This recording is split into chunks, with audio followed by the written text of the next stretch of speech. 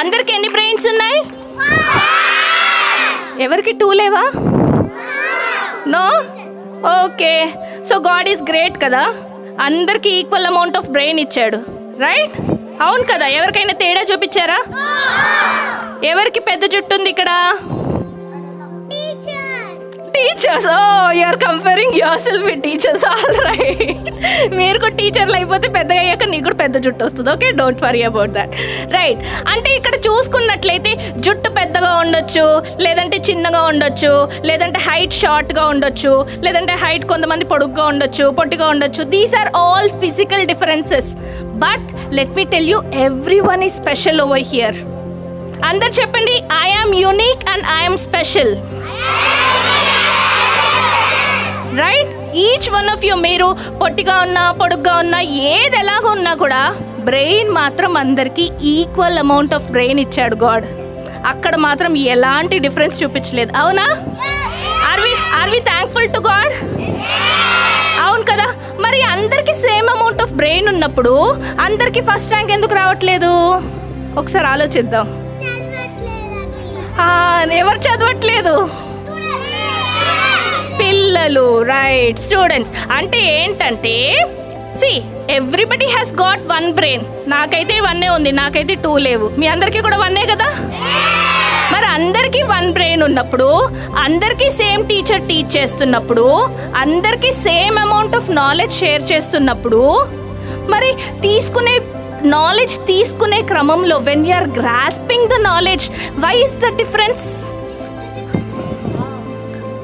డిసిప్లైన్డ్గా వినట్లేదు. ఓకే, ఒక్క రీజన్ దొరికింది.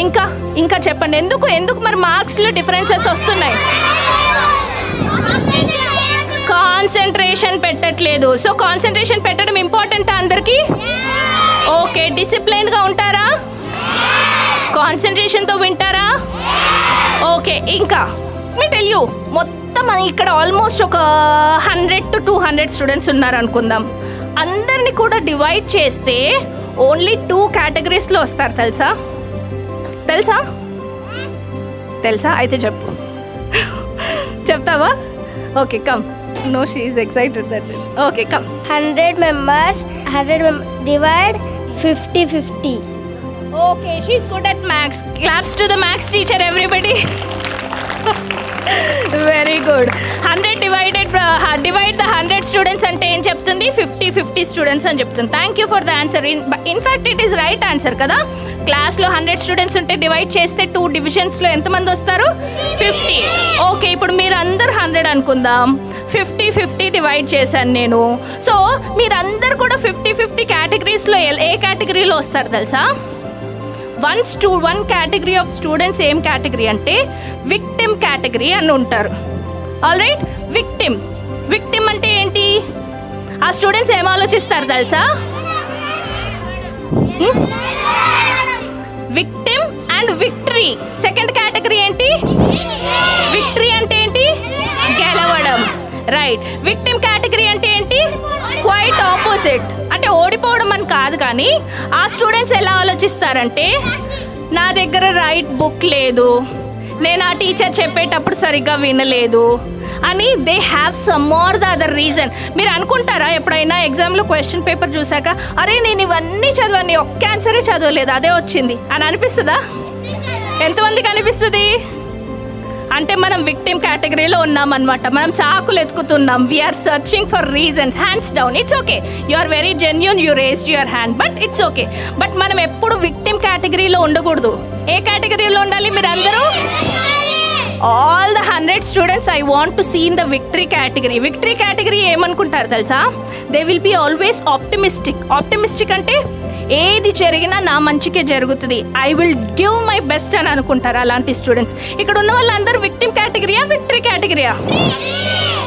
ఎంతమంది victory category? Show me. Victory category. నువ్వు 5 కేటగిరీసా? ఓన్లీ 2 చెప్పాను నేను. ఓకే, ఫస్ట్ కేటగిరీ అంట. All right, hands down.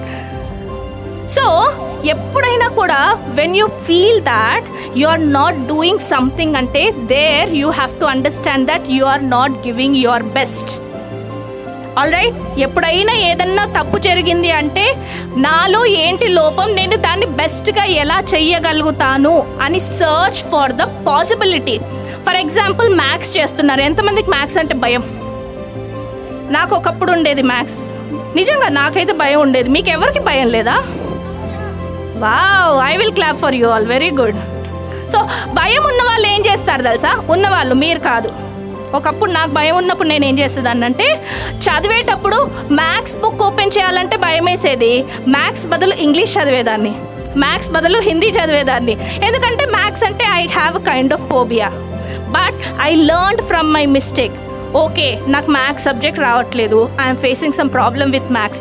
అప్పుడు తర్వాత I have seek guidance. I got guidance from one of the experts. వాళ్ళు చెప్పినప్పుడు నేను ఏం చేశాను తెలుసా? whenever I study, I started studying with maths subject. Revision చేసేటప్పుడు కూడా ఫస్ట్ మ్యాథ్స్, ఎందుకంటే I know that I'm lacking back in that subject. నేను కొంచెం ఆ వీక్లో ఆ సబ్జెక్ట్లో వీక్ ఉన్నాను నాకు తెలిసినప్పుడు నేనేం చేశాను? I started working on that. మనం ఏం ఆలోచిస్తాం?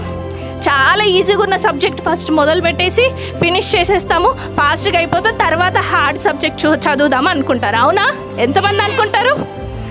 అప్పుడు ఉన్న కాన్సన్ట్రేషన్ కాస్త ఆ ఫస్ట్ సబ్జెక్ట్కి పోయిన తర్వాత slowly when your concentration, okay hands down, okay, slowly ఆ కాన్సన్ట్రేషన్ తగ్గినప్పుడు when you switch to the some other subject which is difficult, your mind will not cooperate. అవునా? సో అందుకే నేనేమంటాను, whatever subject is difficult to you. మీకు ఏ subject అంటే difficult అంటే మొత్తం గ్రీక్ అండ్ లాటిన్ లాగా అనిపించదు, బట్ కొంచెం ఇబ్బందిగా ఏదో ఒక్క సబ్జెక్ట్ అయినా ఉంటుందా? ఎస్, ఆ సబ్జెక్టే ఫస్ట్ చదవడం మొదలు పెట్టండి. ఆ తర్వాత